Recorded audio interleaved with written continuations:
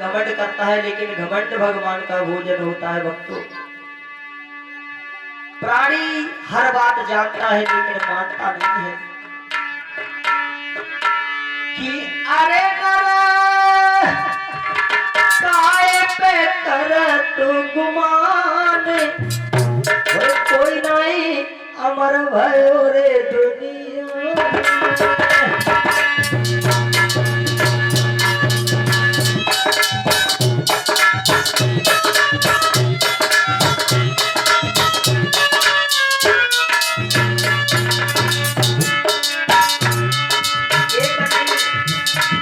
अनेक प्रमाण है परीक्षित महाराज।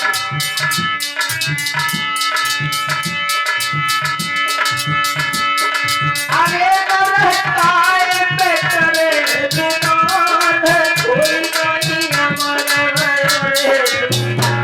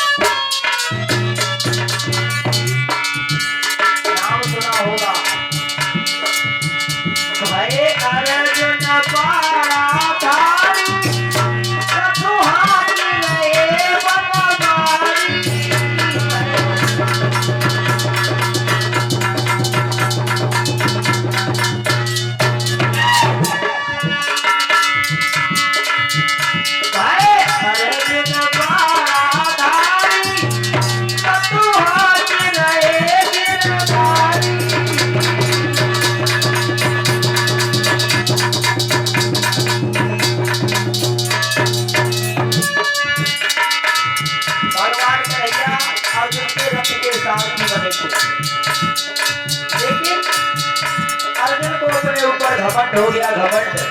और जानते हो घमंड भगवान का भोजन होता है।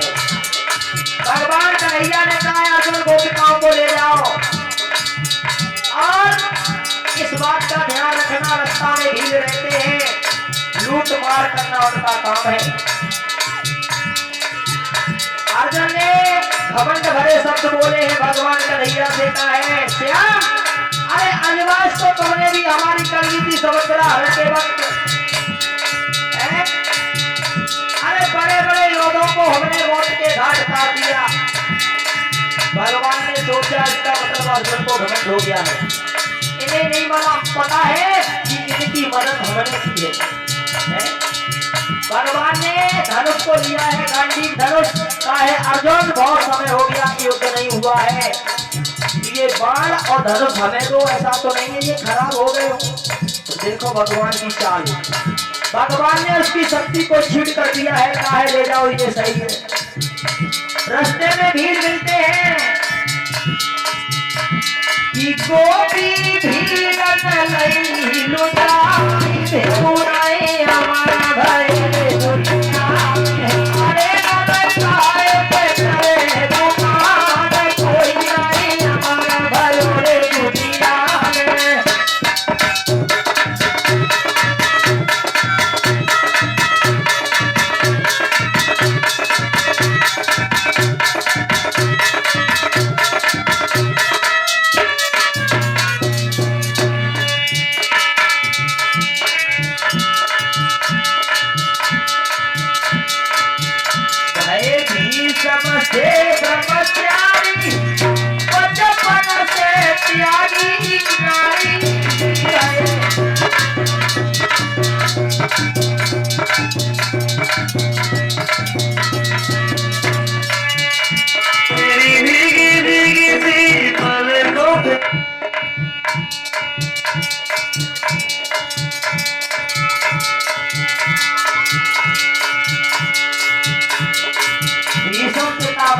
कितने बड़े ब्रह्मचारी थे भाई, से ब्रह्मचारी बचपन से छोड़ी नारी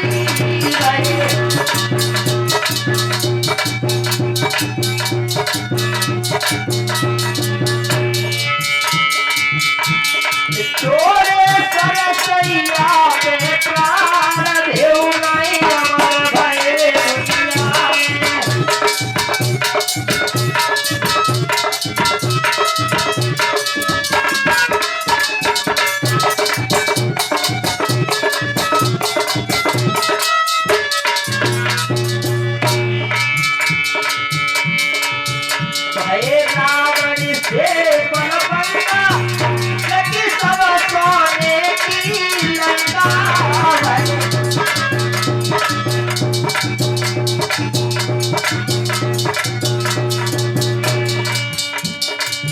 परीक्षित महाराज रावण की लंका काय की थी?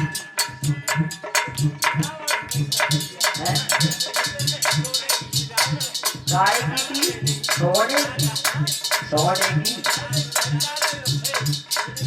देखिए एक एक उच्चारण के चार चार अर्थ निकलते। अगले सुना आ जाओ।